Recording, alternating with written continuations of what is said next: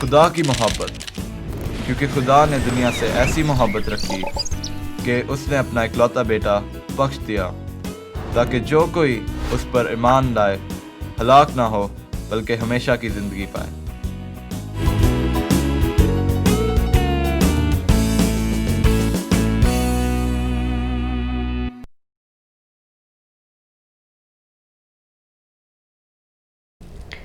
खुदावंद यीशु मसीह के अजीम पुरफजल और बबरकत नाम में मैं शाइस्ता अख्तर आप सबके खिदमत में सलाम पेश करती हूँ और हमारे आज के इस खूबसूरत प्रोग्राम खुदा ने दुनिया से ऐसी मोहब्बत रखी में आप सबको खुशामदीद कहती हूँ।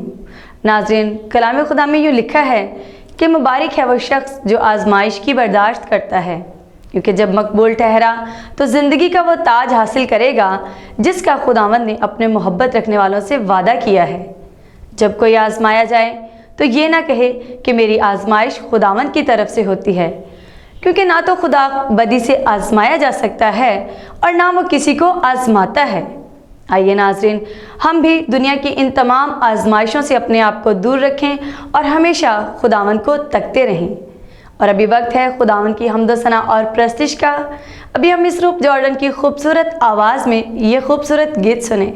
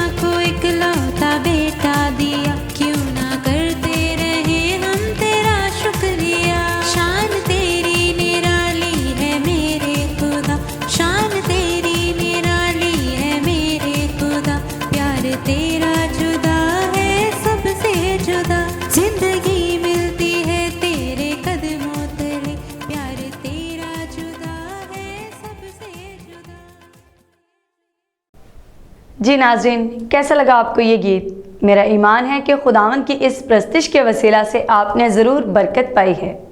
और अभी वक्त है हमारी आज की कहानी का, तो आइए हम हमेशा की तरह अंकल डेविड और पिंकी के पास चलते हैं जो हमें आज की कहानी सुनाएंगे। Good morning uncle David. Very good morning Pinky बेटा।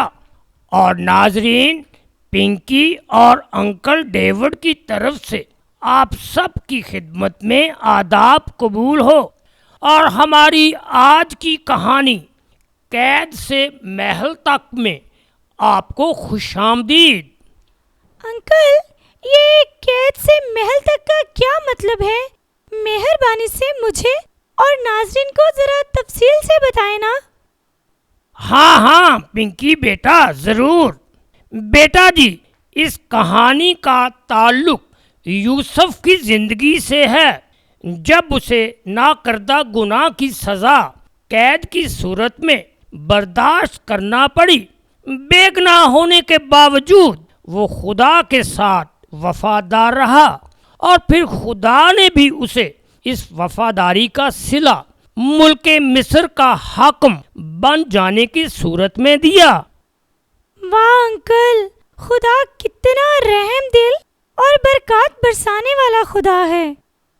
जी हाँ, खुदा ताला साबिर इंसान को सब्र का फल अपनी बेपनाह बरकत की सूरत में मुकर्रा वक्त पर अता करता है। जी जी अंकल, इसमें तो कोई शक नहीं। फिर क्या बना यूसुफ का? बेटा जी, बेशक यूसुफ को तमाम कैदियों का निगरान तो बना दिया गया था, लेकिन वो था तो बेगुनाह ही। जी, वो तो बिल्कुल बेगुनाह था अंकल। तो अंकल, वो मुल्क मिस्र का हाकिम कैसे बना? जरा तफसील से बताएं ना। बेटा जी, कैदियों के निगरान की हैसियत से वो कई साल तक कैद खाना में ही रहा। इसी दौरान उसकी निगरानी में दो अहम कैदी आ गए। वो कौन से अंकल? एक बादशाह का साकी और दूसरा नान बनाने वाला। अंकल, वो कैद में कैसे चले गए?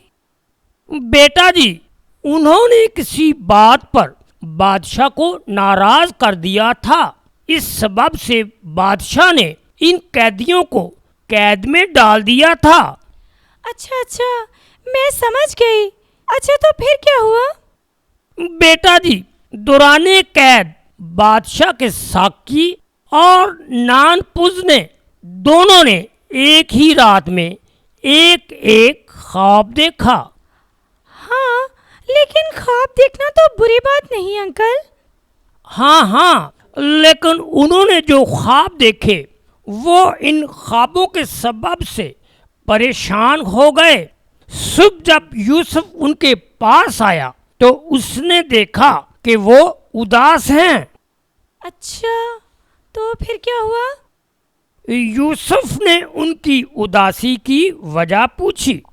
जी, तो फिर? उन्होंने जवाब दिया कि हम दोनों ने एक ही ख्वाब देखा है, पर कोई उसकी ताबीर करने वाला नहीं है। तो क्या फिर यूसुफ, जो ख्वाबों की ताबीर बताने वाला समझा जाता था, उसने उनको ताबीर बताई? जी हाँ, यूसुफ ने खुदा की मदद से इन दोनों ख्वाबों की ताबीर में जो भी बताया वो बिल्कुल सही साबित हुआ। वाह अंकल, तो फिर इसके बाद क्या हुआ? बेटा जी, इस वाक्य के पूरे 2 साल के बाद फ़िरौन ने भी एक ही रात 2 ख्वाब देखे। अच्छा, तो अंकल क्या ख्वाब देखे फिरौन ने? बेटा जी, फ़िरौन ने ख्वाब में देखा कि वो लबे दरिया खड़ा है और उस दरिया में से 7 खूबसूरत और मोटी मोटी गायें निकलकर निस्तान में चरने लगीं और उनके बाद 7 बदशक्ल और दुबली दुबली गायें इन 7 खूबसूरत और मोटी गायों को खा गईं। ये तो बहुत बुरा ख्वाब था अंकल। तो फिर दूसरा ख्वाब क्या देखा उसने? बेटा जी, उसने दूसरा ख्वाब देखा कि एक डंठी में इनाज की 7 मोटी मोटी और अच्छी अच्छी बालें निकली। उसके बाद 7 पतली और पूर्वी हवा की मारी और मुरझाई हुई बालें निकली। इन पतली और मुरझाई हुई बालों ने मोटी और भरी बालों को निगल लिया।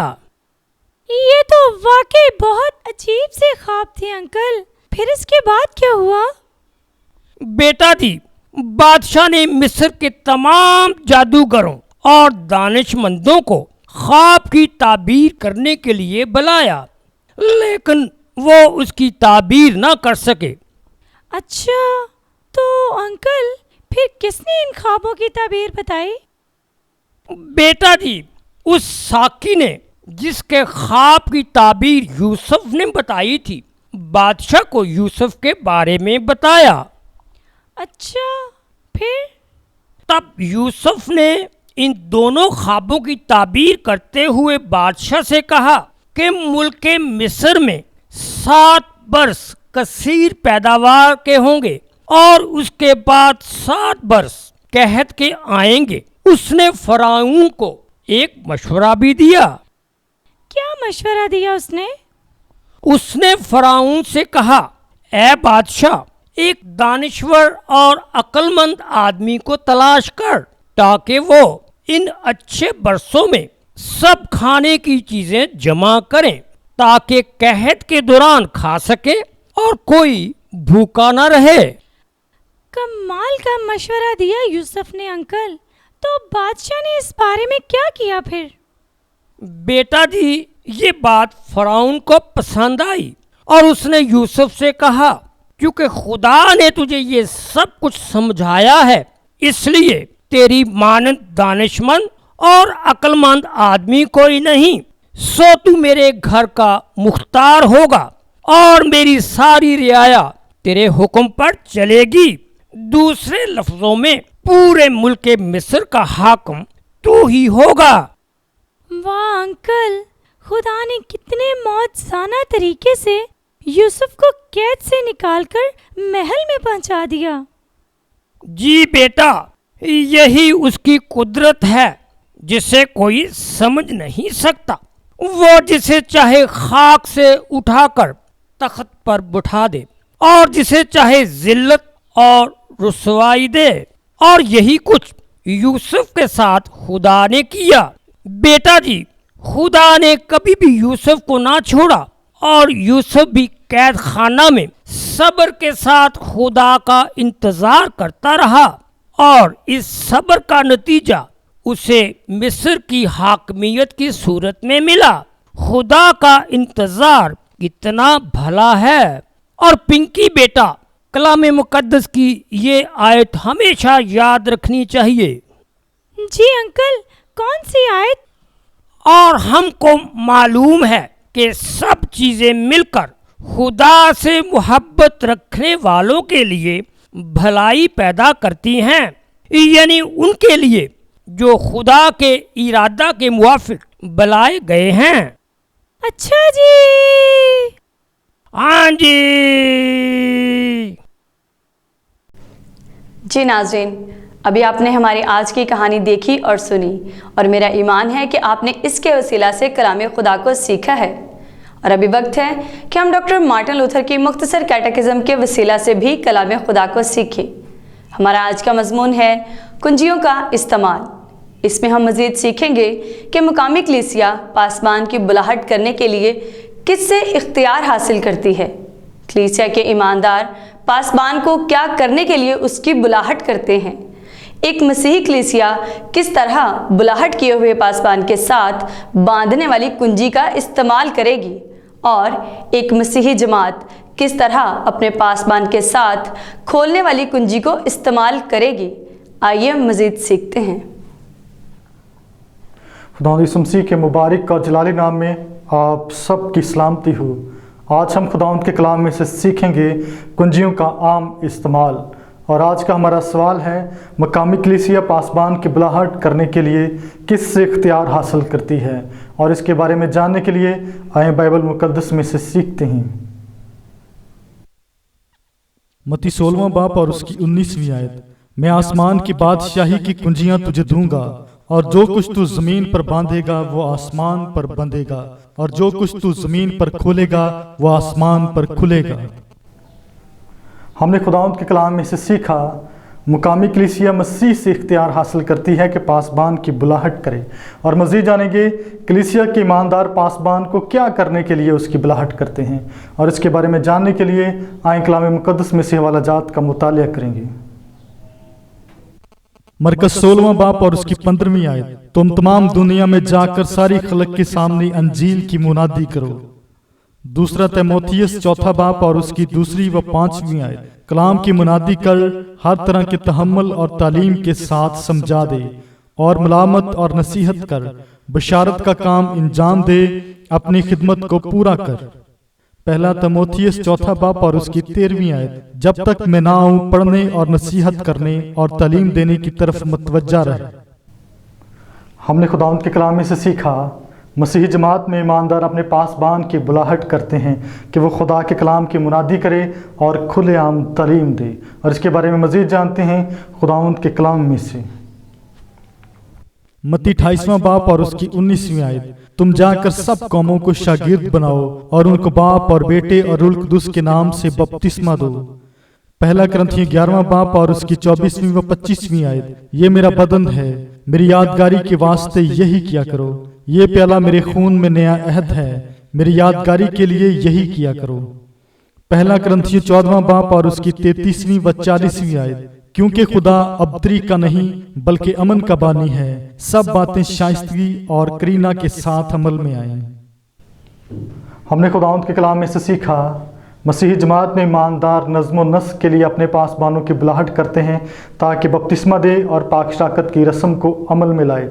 और इसके बारे में मज़ीद जानते हैं खुदावंद के कलाम में से। मत्ती 18वां बाब और उसकी 18वीं आयत, जो कुछ तुम जमीन पर बांधोगे वो आसमान पर बंधेगा और जो कुछ तुम जमीन पर खोलोगे वो आसमान पर खुलेगा। पहला तीमुथियुस 5वां बाब और उसकी 20वीं आयत, गुनाह करने वालों को सबके सामने मलामत करता कि औरों को भी खौफ हो। हमने खुदावंद के कलाम में से सीखा ईमानदार अपनी कलीसिया में पासबान की इसलिए भी बुलाहट करते हैं कि वो खुदा के कलाम के मुताबिक बांधने और खोलने वाली कुंजियाँ कलीसियाई तौर पर इस्तेमाल करें। और मज़ीद जानेंगे एक मसीही कलीसिया किस तरह अपने बुलाहट किए हुए पासबान के साथ बांधने वाली कुंजी इस्तेमाल करेगी। और इसके बारे में जानने के लिए आए कलाम मुक़द्दस में से सीखते हैं। मत्ती 18वां बाब और उसकी 17वीं आयत, अगर वो उनकी सुनने से भी इनकार करे तो कलीसिया से कह, और अगर कलीसिया की सुनने से भी इनकार करे तो उसे गैर कौम वाले और मसूल लेने वाले के बराबर जान। पहला कुरिन्थियों 5वां बाब और उसकी 4 व 5वीं व 13वीं आयत, जब तुम हमारे खुदावंद यीशु मसीह की कुदरत के साथ जमा हो, ऐसा शख्स शैतान के हवाले किया जाए ताकि उसकी रूह खुदावंद यीशु के दिन नजात पाए, बस उस शरीर आदमी को अपने दरमियान से निकाल दो। हमने आज के कलाम में से सीखा एक मसीही कलीसिया अपने बुलाहट किए हुए पासबान के साथ बांधने वाली कुंजी का इस्तेमाल करेगी ताकि जो अपने गुनाहों से पशेमान नहीं होते और तौबा की तरफ रजू नहीं लाते उनको जमायत में से खारिज करें। हमने खुदावंद के कलाम में से पढ़ा, सुना और सीखा। मेरी दुआ है इस कलाम के वसीला से खुदावंद आप सबको बरकत दे, आमीन। नाज़रीन, मैं खुदावंद की शुक्रगुजार हूँ कि आप हमारे इस प्रोग्राम को नहायत दिलचस्पी के साथ देखते हैं और वक्तन फ़वक्तन अपनी पसंदीदगी का इजहार भी करते रहते हैं। और मैं खुदावंद की शुक्रगुजार हूँ उन तमाम कॉल्स और मैसेजेस के लिए जो आप दुआया दरख्वास्त की सूरत में हम तक पहुँचाते हैं। और हमारी दुआया टीम उन तमाम दरख्वास्तों को नहायत जांफिशानी और ईमानदारी के साथ खुदावंद की हुजूरी में पेश करती है और वह जिंदा कादिर मुतलक खुदावंद दुआओं का जवाब भी देता है। और मैं अपने उन बहन भाइयों से कहना चाहती हूँ जो कि अभी तक मायूस हैं, वो बिल्कुल मायूस और परेशान ना हों, बल्कि अपने ईमान को मजबूत करते हुए अपनी दरख्वास्तें खुदावंद की हुजूरी में इसी तरह से पेश करते रहें। खुदावंद वक्त पर आपको ज़रूर जवाब देगा। जी नाज़रीन, अभी आपने हमारा आज का ये खूबसूरत प्रोग्राम देखा और सुना और मेरा ईमान है कि आपने प्रोग्राम के वसीला से ज़रूर बरकत पाई है। प्रोग्राम को मज़ीद बेहतर से बेहतर बनाने के लिए आपकी कीमती आरा हमारे लिए बेहद ज़रूरी है। अपनी कीमती राय से हमें ज़रूर आगाह करते रहें। हमारा पता है confessional evangelical Lutheran church 26 Ravi block, Shadman town, Sahiwal. Calls और मैसेजेस के लिए हमारा फ़ोन नंबर है 03027891 703। अपना बहुत ख्याल रखिएगा। खुदा हाफिज़।